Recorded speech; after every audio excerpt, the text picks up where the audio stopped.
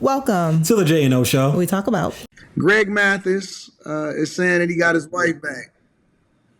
He said what? Said what, Quentin? I said he got his back. 2 hours. Seriously though? Seriously? Ouch. Okay, I'm gonna just say this real quick. One of the issues I have, this is kind of like a low-key update video because we did a video not too long ago on Judge Mathis and his wife and their divorce or separation. He basically was trying to get her back. Like, every woman is not the same. Nope. And I don't think that was called for him to call her that. From what we've heard about their situations, from what we see, she doesn't carry herself in that manner. And it doesn't seem as though she was trying to leave him for anything crazy or salacious or whatever word you want to use or what have you. So it's just like, is that really necessary? I'm not necessarily a fan of the fact that whole phrase was normalized to talk about women in general. Yeah. And they tried to normalize it even if you're talking about your wife or your girl. You would call her that. But, I think that like this That's not okay. Culture, like that's one of the things that's wrong with it is like trying to normalize stuff like that. I do think that it's very telling though, because one of the indications of last days biblically is going to be the disrespect of the older generations. That's true. Which has always been there, but it's just more. It's more rampant. It's just a lot more of it. I'm not really shocked, to be honest. I don't like that. Thank you. Isn't this beautiful? And that's not for television. We kiss all the time, y'all. Okay, so I have to ask, how are you guys doing? The internet loves you two together. How's it going? We're doing well. I think what happens is sometimes in life, God has to break you down to lift you up and put you on another mission. As a street kid, went to jail, came out, I was on a mission to help street youth, and I have for 25 years. Now, I'm on a mission to help black love. How about that? Okay, so is he out of the doghouse a little bit? What would you say? Huh? Is he out of the doghouse a little bit or something? That's for her to say, but I think so. But I'm not going to be arrogant enough and cocky enough to speak for her. Okay, so how much longer until reconciliation between you two? What are we finally, We're standing here right now together. So, Judge Greg Mathis has got his wife back. Ooh, I'm so sick of it. I love it. That nigga look like a pimp. Like, that look like a straight up pimp, man. No, he a bitch. That's what he is. Quinn says he's a What? Mika says she love it. Okay, let's let that kick rocks. Get your on somewhere. That part of the 72%. Whatever. That part of the 72% of black men that voted for Kamala Harris. He's a super simp. Hold on, you think he voted for I'm done. Like, the fact that we've gone so far in society, like, you just like, nah, he should have just left that be. That's it, I'm out of here. Did she do something that we don't know about? Like, did something happen other than the fact that she filed for the divorce? Like, they are very angry that she filed for divorce. I'm just like, I don't know. My thing is, if he felt as though it was worth fighting for and he didn't want to allow 39 years of marriage to just go down the drain, I think that's something that's admirable. Mm-hmm. You know what I'm saying? Especially since from what they've said, and I'm talking about Judge Mathis and his wife so far, I haven't heard anything different. The divorce wasn't for any malice. It wasn't for any infidelity or anything like that. We assume that it's probably just the fact that he was not available. He wasn't there. Mm-hmm. And while I understand that's not a good reason to file a divorce for someone, it's just like, okay, well, he understands why she was upset and why she filed for the divorce. And he felt as though he wanted to try to save his marriage. What is wrong with that? I don't understand what's wrong with that. Like, why she got to be a B and this, that, and the third, and why he got to be a simp and this, that, and the third, because he's fighting for something that he believes in, that he dedicated the last 39 years of his life to. It'd be different if she's like, you know what? I don't want you. I don't want to have anything to do with you. But obviously she wants to be with him because they're back together, you know? So it's just like everybody goes through issues in relationships. No relationship is perfect. We've definitely seen our share of issues, and I'm pretty sure we will continue to see our share of issues. And it's just like, I would hope that if there was something that happened between the two of us where one of us was just like, you know, although just because of who we are, I don't see this. But, you know what I'm saying? One of us decided, you know what? I'm done. I would hope that after all these years and everything that we've been through, that one of us would be sensible enough to be like, you know what? Seriously? Sorry. I'm sorry. That means the oven's ready. Sorry about that, y'all. But yeah, I would hope that one of us basically would come to our senses and be like, no, we're going to sit down here. We're going to try to figure this out and not just give up and throw everything away if there wasn't anything serious like adultery, you know, happening basically in the relationship. I don't know. I know that might just be me, but sorry, not sorry. Okay, so I wanted to sit down and let her get her thoughts off, because if I didn't, she may never speak again in the video. So, there's so much going on here. So I've watched more of this than she has, so I have a little bit more insight to what they were saying. Quite frankly, they felt that her reasoning for filing divorce was weak, and it made him look weak. So they're concerned about the optics, the pride then, because who cares how it looks? A part of it is pride, but another part of it is, as a woman, if you truly respect your man, you are going to be concerned about how you make him look in the public square. Okay, we always go back to the same thing. If you and Jesus Christ was having a disagreement, would you then go out in the public and tell everybody, I'm leaving him, I can't stand him? Did she do that? And we're talking about Jesus Christ. Now, this is also in the video. So they're upset because the results of her actions caused him to be put in a weak position in the public square. And the reality is, men are going to view him a certain way because it made him look weak, because it looks like he cowered to his woman. And they're saying that that's even how it looked when they did that interview, the way that he looked like he was shucking and driving, as they said,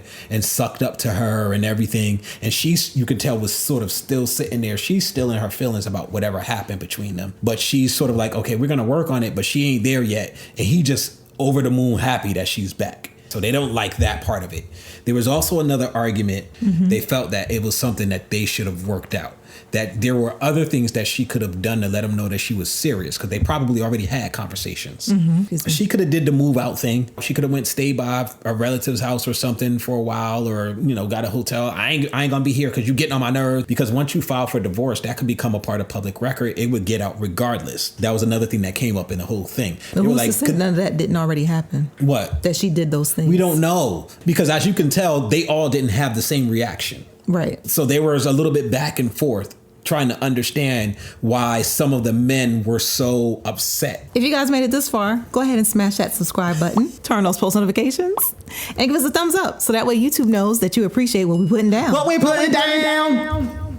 There was also the argument of, look, if you get to the point where you feel like you want to leave, I'm not going to beg you to stay because you don't want to stay. I can say that I don't want you to leave, but I'm not going to necessarily chase you. You have to show that you want to stay as much as I want you to stay, because I'm more concerned about being in purpose than I am about chasing you. You should never, quote unquote, chase a woman.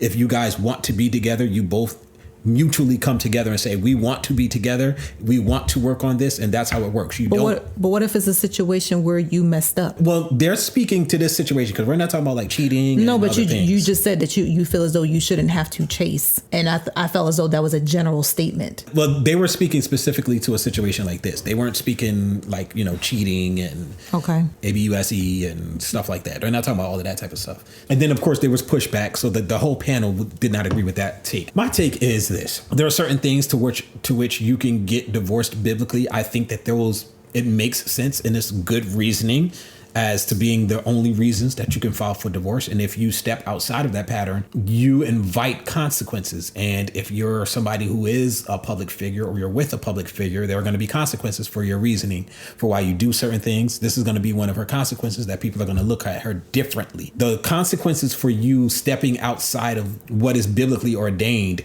are more than just what happens in your home. Sometimes they're very public.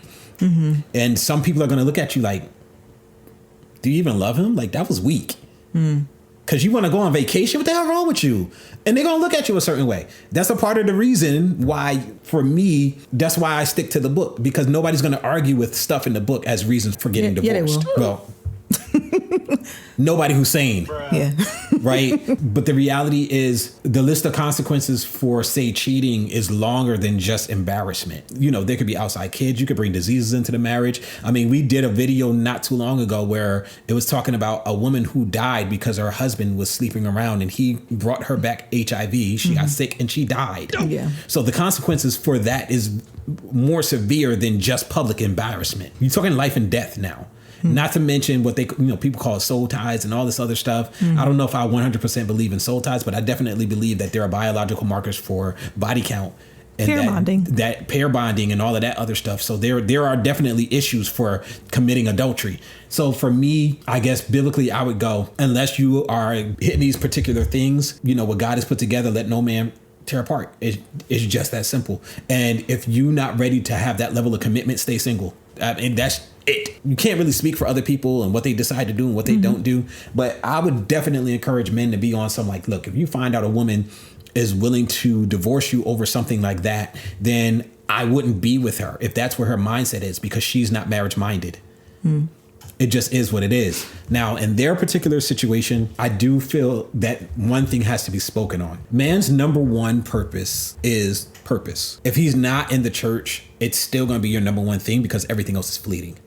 But if you're in the church, your purpose and fulfilling the reason that you were made, it's pretty doggone high on the list. It's number one. Outside of that, if you decide to get married, you are deciding and putting yourself into a situation where you are willingly choosing to divide your time and attention from your purpose for the reasons of procreation, it was sanctification, and the avoidance of sin. So you're putting yourself into a situation where you are going to have to split your time. If you are a person who is so concerned about your purpose that you don't feel that you should give your time to your wife or to your kids or to making sure that your home is intact, don't get married. It might not be for you. You might be one of those people who are blessed. And yes, the way that it is spoken of in the Bible, people who want to completely give themselves to their purpose and don't want to get married, it is considered a good thing.